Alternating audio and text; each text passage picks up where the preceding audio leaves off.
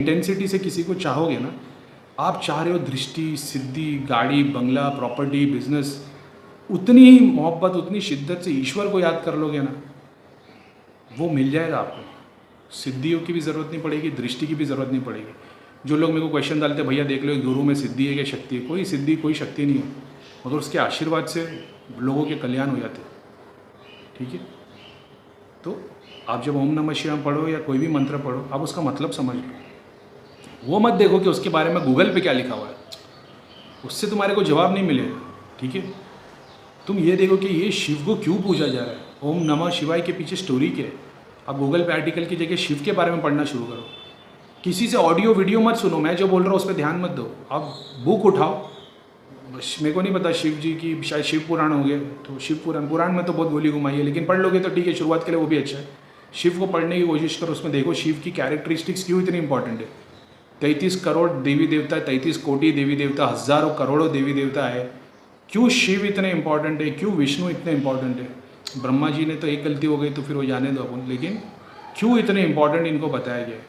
इनको बनाने वाला कौन है, जिस शक्ति ने इनको बनाया है, तो वो क्या माँ शक्ति है। आप जब पढ़ोगे ललिता सहस्रनामा, ललिता माँ के 1000 नेम्स, एक ही ऐसी गॉडेस के 1000 नेम है जिसमें नाम को 2 या 3 बार रिपीट नहीं किया गया हो, और उसकी कैरेक्टरिस्टिक्स को 2 या 3 बार रिपीट नहीं किया गया हो। एक ही बात एक ही जगह पे लिखी, दूसरी जगह पे रिपीट नहीं हुई है। हो सकता है ललिता सहस्रनामा खाली डाल देना ना 1000 नेम्स ऑफ माता, और उसको एक बार पढ़ के देखो उसकी इंग्लिश मीनिंग क्या है।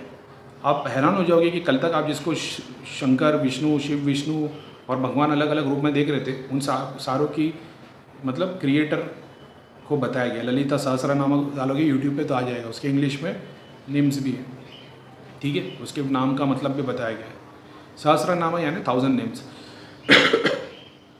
तो अब जब आप ये पूछते हो कि भाई ये शक्ति ने बनाया है, जैसे शक्तिज़म वाले बोलते हैं कि उनकी गॉडेस तो शक्ति है ना।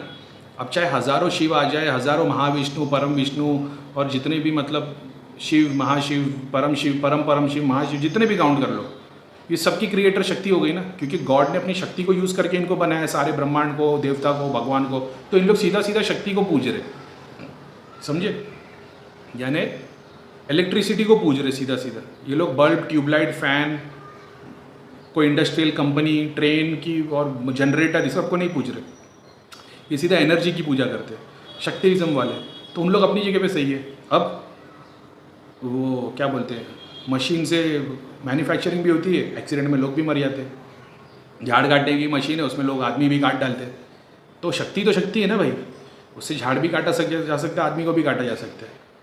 तो वो शक्ति है, तो वो किसके हाथ में चाकू जैसा है, भाजी काटोगे कि इंसान काटोगे, तो उसका कोई नाम नहीं है, वो खुद की आइडेंटिटी। लेकिन वो लोग उसके नाम से उसको पूजना शुरू कर देते कि उनको शक्ति चाहिए, कोई अच्छे काम करने के लिए, कोई बुरे काम करने के लिए। ऐसी बात है। अब तांत्रिक भी जस्टिफाई कर देगा, बोलेगा तो मैंने उस बंदे पे क्रिया इसके लिए की क्योंकि ये फॉर एग्जांपल ये टॉम है, टॉम ने हैरी के पास से 10 लाख रुपए लिए और हैरी को पैसा लौटा नहीं रहा है। अब हैरी कमज़ोर है, कुछ कर नहीं पा रहा, कोर्ट चला गया, पुलिस के पास चला, कोई कुछ नहीं कर रहा। हैरी मेरे पास आया, मैंने टॉम के घर पर क्रिया कर दी, वो सारे बीमार हो गए, उन सारों को प्रेत लग गया।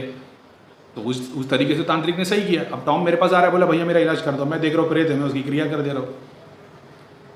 समझ रहे हो, ये बहुत कॉम्प्लिकेटेड चीज़ है। तो मेरा सिर्फ इतना बोलना, आपके मंत्र क्यों काम नहीं कर रहे, आप वो जो मंत्र है उसकी मीनिंग जानने की कोशिश करो। जानने की कोशिश भी भक्ति पूजा ही होती है। जब आप ईश्वर को खोज रहे होते हो, ढूंढ रहे होते हो, ईश्वर के नाम पे आप जानने की कोशिश कर रहे होते हो,